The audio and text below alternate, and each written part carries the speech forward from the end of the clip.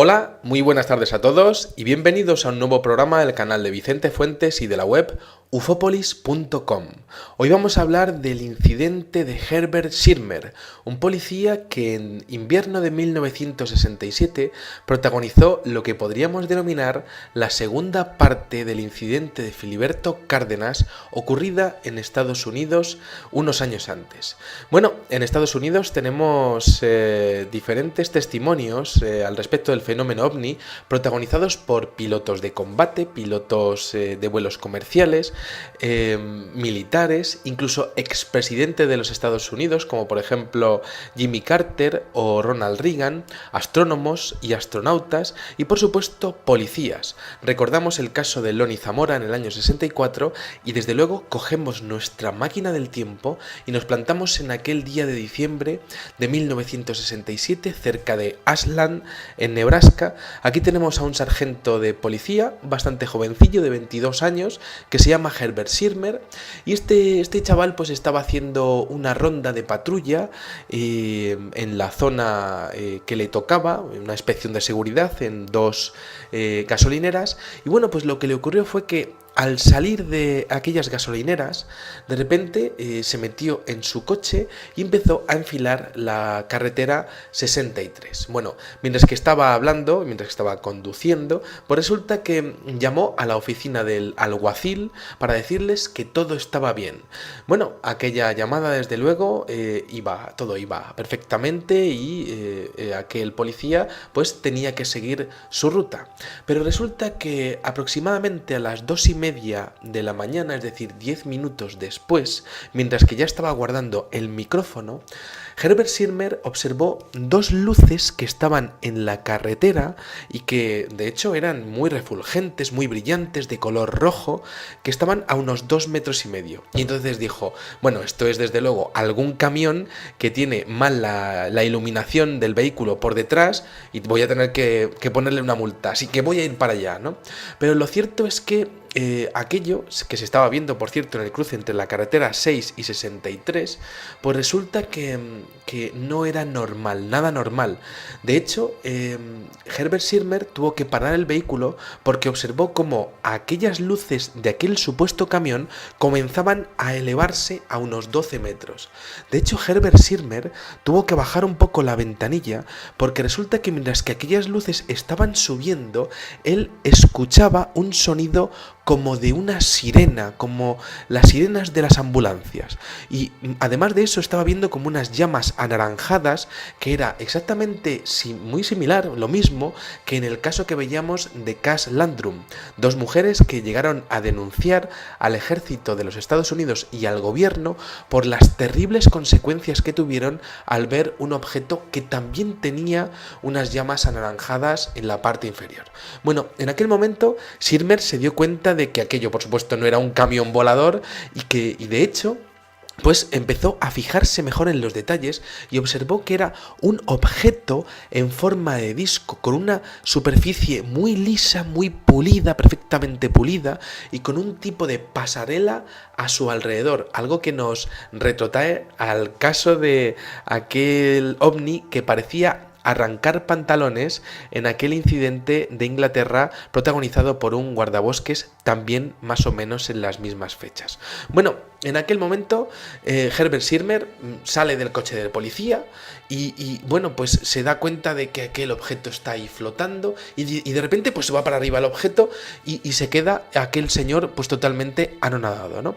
Entonces pues se va dentro del coche, dice, bueno, voy a ver qué es lo que había allí, coge una linterna, se va para allá, inspecciona un poco el terreno, pero le da mucho miedo y se vuelve al coche y de hecho se dirige a la comisaría de policía y entonces se lo piensa bastante, casi no se cruza con ningún compañero y se lo piensa bastante y dice, voy a anotarlo en mi cuaderno de bitácora, en mi informe de las rondas y de hecho, bueno, pues Schirmer llegó a apuntar una frase que ha quedado para la historia del fenómeno, ¿no?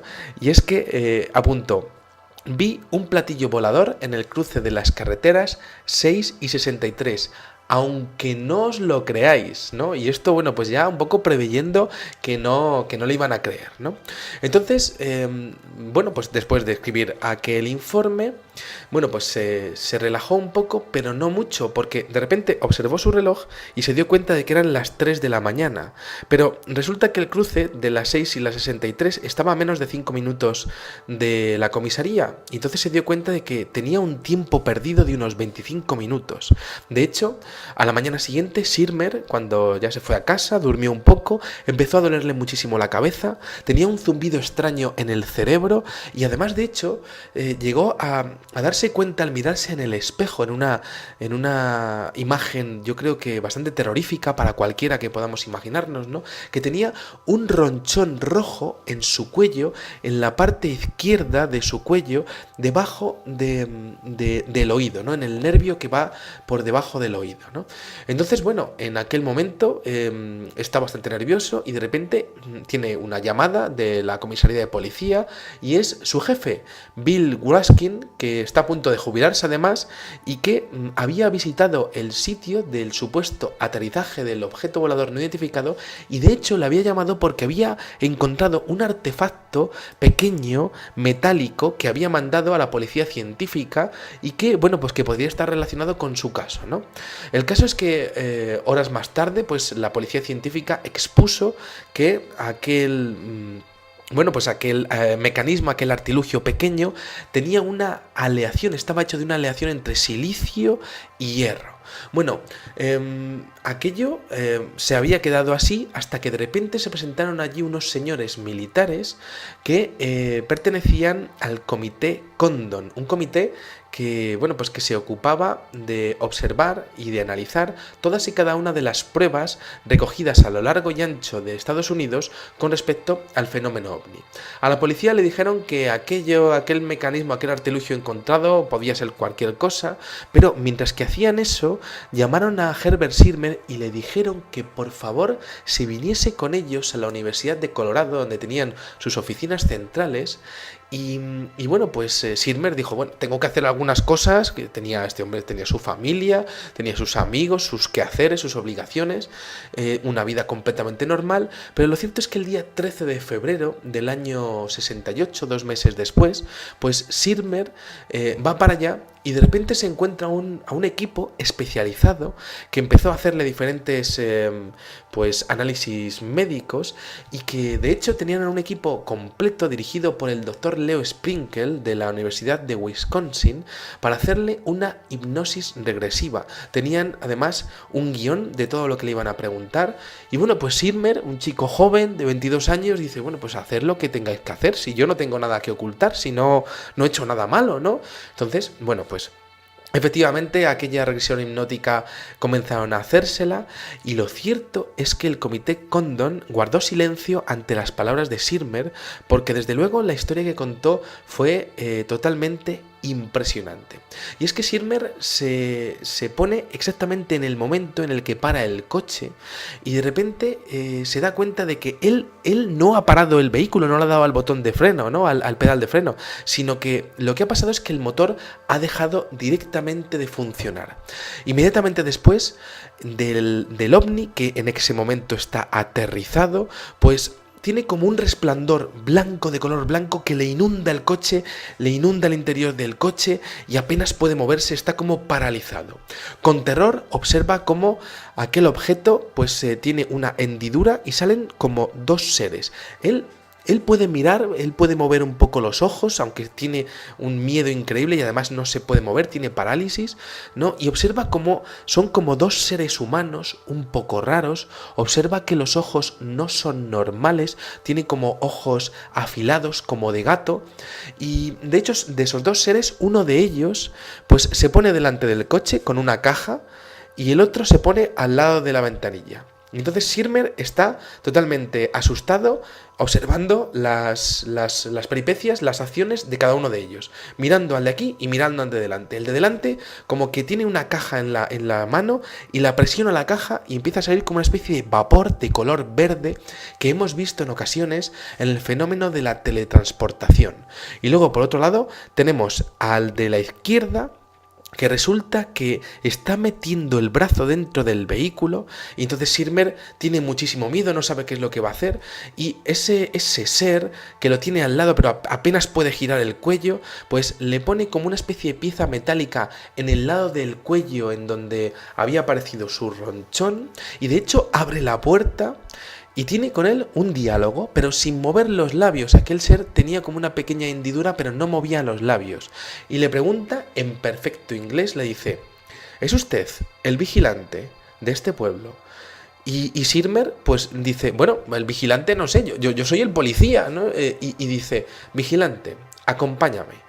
Bueno, Sirmer pensando que esto pues casi era como una broma, pero bueno, no hace otra cosa que acompañarle como si estuviese bajo su dominio mental y de hecho en el momento en el que está yendo con él, se da cuenta de que van en dirección al disco que está allí aterrizado y de hecho hay un momento en el que él dice bueno, pues que tiene como una sensación de hormigueo pasando por todo su cuerpo, ¿no? Y además se da cuenta de que es como si estuviese caminando en el aire, como flotando, ¿no? Esa es la sensación que le da a él.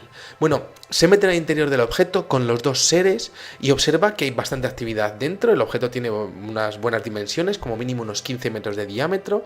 Y entonces como que empieza a observar mejor cómo es el aspecto de estas criaturas, ¿no? Se da cuenta de que la altura no es muy grande, de 1,37 a 1,50 metros.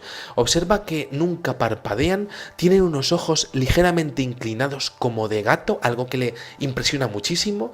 Tienen un color de piel como blanco, como grisáceo, con unas cabezas largas y delgadas, con narices chatas y con unas bocas que, como decíamos, eran unas hendiduras. Llevan como un mono de color plata muy ajustado, guantes y unos curiosos cascos que tenían como una especie de antenita, una antena en la parte lateral, en una de las partes laterales. Además, Sirmer como que se queda muy impresionado porque ve un emblema, y esto lo vimos también en el caso de Filiberto Cárdenas, un emblema de una serpiente con plumas en el mono de estos seres. Bueno, en aquel momento Sirmer estaba teniendo algún tipo de comunicación con ellos que no llegó a trascender y resulta que se dio cuenta de que las antenas que tenían podían servir para, bueno, de alguna manera para comunicarse con él directamente a nivel telepático. Entonces, en este momento comienza la segunda parte de la experiencia, que es que empiezan a enseñarle todos y cada uno de los recovecos del interior del ovni. Empiezan a observarle cómo funciona su fuente de alimentación, las computadoras, los ordenadores, las consolas de a bordo, de hecho, los mecanismos de energía, y de hecho llegan a exponerle en un perfecto inglés que están alimentando a aquel objeto, a aquel ovni, gracias a las líneas eléctricas de las torres de alta tensión que tenemos los seres humanos, algo que enlaza bastante con diferentes avistamientos y apagones, el famoso apagón de Nueva York de los años 70, en donde hubo ovnis en la central hidroeléctrica más cercana, o incluso, bueno, pues avistamientos cerca de volcanes en donde hay electromagnetismo saliendo de la Tierra. Bueno, el líder, que es el que principalmente tiene contacto con Sirmer, también le expone algo que es totalmente inusual y fascinante, que es que le dice que la ciencia que tienen ellos está basada en algo que se llama magnetismo reversible eléctrico, que por cierto es precisamente lo mismo que aparece en un círculo de las cosechas, aparecido en dos partes entre el 4 y el 6 de junio del año 2011, que podría estar exponiendo un diagrama pentagonal de un motor magnético basado exactamente en este magnetismo reversible. Bueno, sea como fuere, resulta que Sirmer está muy sorprendido por todo esto, tiene mucho miedo, le da miedo que esos seres no parpadeen jamás, y lo cierto es que llega un momento en el que estos seres como que se dan cuenta y le dicen, no, te vamos a demostrar lo que hacemos. Y entonces le llevan a una ventana y Sirmer observa como un rayo de luz impactando en una torre eléctrica a unos 61 metros de distancia, y con un destello brillante como de fuego, el rayo de luz vuelve de vuelta a la nave, pues suponemos que habiendo ya extraído la electricidad que ellos necesitaran, ¿no? Bueno, aquí termina la experiencia de Herbert Sirmer tras coger muchísimos detalles del interior de aquel disco, detalles que por cierto luego expuso en el comité Condon ante la mirada pues totalmente, bueno, pues fascinada de todos los científicos que había allí. Y lo cierto es que allí termina la experiencia, el líder le acompaña hacia afuera por la misma trampilla, le acompañan al coche. Y bueno, pues aquel objeto pues desaparece cuando ya el ser se ha vuelto al objeto, pero hay un detalle que Sirmer expone, que es que cuando termina la experiencia, ¿no? Cuando el ser le está acompañando al coche y ya le ha dejado en el interior del coche, el ser se queda mirándole por la ventana durante unos segundos, como totalmente en silencio. Y Sirmer pues está ahí mirándole pues muy asustado, ¿no? Porque se piensa que le puede atacar o que puede hacer cualquier cosa con él, ¿no?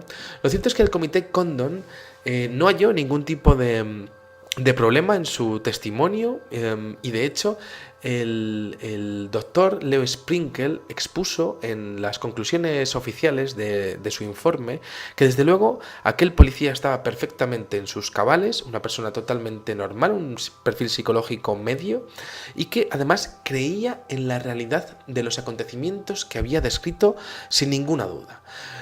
Lo que pasa es que, bueno, podríamos decir que el caso termina aquí, pero Sirmer tuvo un montón de problemas. Su jefe, el jefe de policía, se jubiló, él heredó el cargo, pero en aquel momento pues la gente del pueblo se lo tomó muy a risas y empezó a reírse de él, ¿no? Y Sirmer se lo tomó un poco mal, ¿no? Defendiendo la verdad de lo que le había pasado y decir, mira, yo no puedo explicarlo, pero me ha pasado esto, ¿no?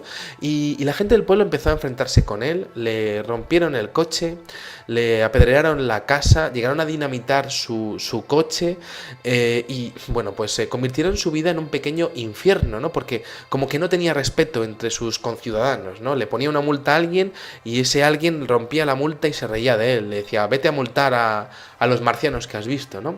Sirmer, el pobre hombre, perdió a su mujer se divorció, no aguantó la presión y bueno, pues lo cierto es que tuvo que renunciar a su cargo de policía y bueno, pues se tuvo que buscar otro trabajo en otra ciudad. Básicamente, pues como que hundió su vida por una frase en un cuaderno de bitácora que podía no haberle dicho nada a nadie, pero en honor a la verdad, en honor a todo lo que le había pasado, pues dijo pues lo que tenía que decir, cumplió con su deber, ¿no? ¿Qué conclusión podemos sacar ante este caso? Pues que, desde luego, hay veces que a nivel social es casi mejor quedarse calladito cuando uno ve a un ovni o a sus ocupantes, ¿no? Muchas veces, ¿no? Además estamos hablando de una época en donde había era el boom de la ciencia ficción, los años 60, los años 70, ¿no? Y había un escepticismo muy retrógrado en Estados Unidos, un país bastante cerrado ya de por sí, ¿no? Y luego, por otra parte, bueno, pues yo me tengo que quedar con los detalles, ¿no? Con ese emblema que aparece de una serpiente emplumada, que aparece en las civilizaciones antiguas, la antigua Mesopotamia, la antigua Sumeria, pues por supuesto Egipto, las culturas germánicas, en el antiguo Oriente, en China. Podemos decir que la serpiente emplumada ha aparecido en los antiguos pueblos de la humanidad como proveedores de sabiduría, y es que es curioso que aparezca ese emblema en estos seres en dos casos diferentes de dos personas que por supuesto no se conocen absolutamente de nada, ¿no? Me tengo que quedar con que son los mismos seres que el caso de Filiberto Cárdenas, ese missing time que tiene y que solamente pudo ser recuperado con aquella hipnosis regresiva. Me tengo que quedar con la descripción de esos ojos gatunos, de esos seres humanos pero más pequeños que nosotros, con muy blancos, casi esa piel cerúlea, ¿no? Que no pestañeaban, que no movían la boca y con esa antena curiosísima. Me tengo que quedar con los planos que Herbert Sirmer pues detalló y y pudo hacer, ¿no? Los planos que hizo, que son fascinantes, con la tecnología de ese magnetismo reversible, con esa alimentación eléctrica en las torres de alta tensión. Quizá si alguna vez se nos va la luz es porque haya algún tipo de fallo eléctrico derivado de la actividad de estos seres. Bueno, pues no podemos decir que en todos los casos, pero desde luego en algunos sí que se ha comprobado que así ocurre. Y desde luego me tengo que quedar con el espanto social que creó aquello, ¿no? Que muchas veces la gente reacciona de manera violenta ante lo desconocido, ¿no? Ante lo que no sabe explicar, ¿no? Y bueno, pues yo ante esto siempre defiendo a la gente que dice la verdad, por muy dura y rara que sea. Y tengo una frase para terminar que es de mi propia cosecha y que me gustaría compartir con ustedes, ¿no? Que es que no es fácil hablar de ovnis. Lo fácil es no hablar de ovnis. Y es que es así, aunque parezca una redundancia, no lo es. No es nada fácil hablar de ovnis en este mundo tan cerrado y donde todo el mundo se cree que sabe todo, ¿no? Pero hace 500 años estábamos quemando a gente como Copérnico, que estaba arriesgándose a decir ideas que desde luego no enlazaban con la cultura de aquel entonces. Quizá cuando estamos hablando de ovnis a día de hoy, pues somos pioneros y dentro de 500 años pues la gente dirá que estos temas tenían que haberse hablado y desarrollado desde mucho antes, ¿no? Bueno, pues por lo menos nosotros seríamos como la avanzadilla de todo ese grupo que ya está hablando de estas cosas que desde luego son importantes. Bueno, pues nada, espero que hayan disfrutado muchísimo de este videoprograma y les espero en el siguiente. Muchas gracias y salud y suerte. Adiós.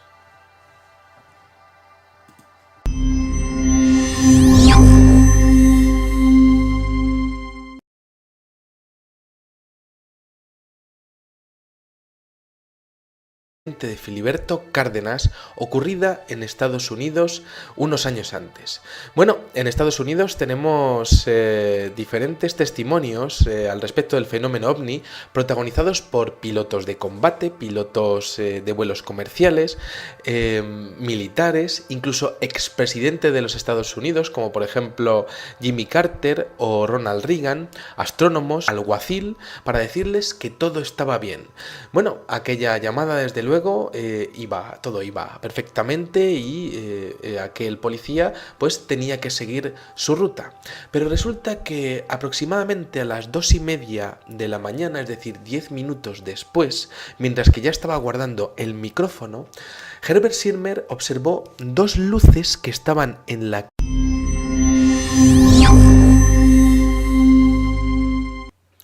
Hola, muy buenas tardes a todos y bienvenidos a un nuevo programa del canal de Vicente Fuentes y de la web ufopolis.com.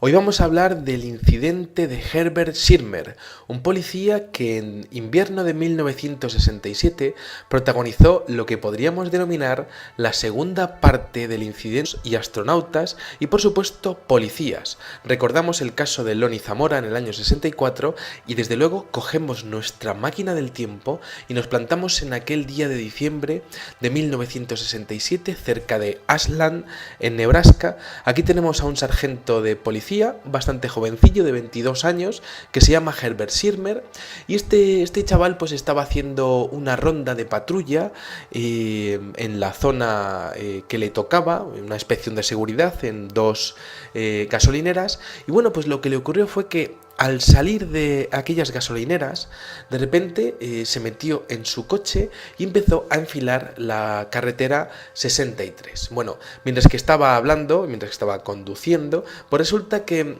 llamó a la oficina del